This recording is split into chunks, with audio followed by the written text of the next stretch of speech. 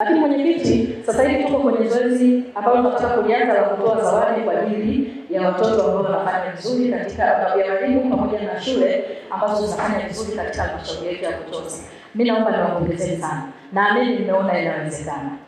Watawapeni takwimu hapa, mtaona inawezekana. Tumeongeza ufaulu, tumeongeza idadi ya A, tumeongeza idadi ya B, tumeongeza idadi ya C, tumepunguza D, F. Ndio. Ukishaongeza zingine unapunguza. Lakini tumeongeza ufaulu kwa maana ya division 1, tumeongeza ufaulu kwa maana ya division 2, tumeongeza ufaulu kwa maana ya division 3. Alafu tumepunguza 4 pamoja na nini? Na 0. Kwa hiyo tuendelee kupiga kazi, inawezekana na mmeona inawezekana. Niwapongeze wote.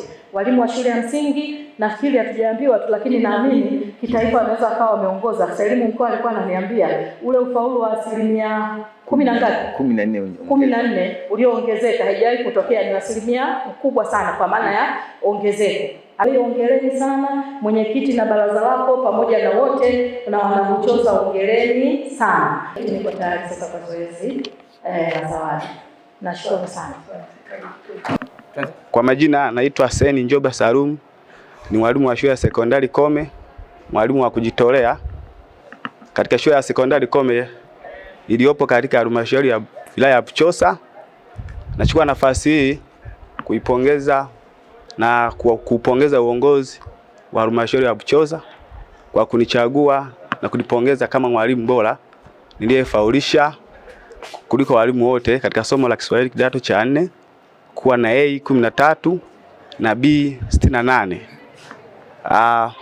Haikuwa rahisi kwa sababu sisi walimu wa kujitolea tunafanya kazi kwa mazingira magumu, posho kidogo, mweza zinachelewa kutoka.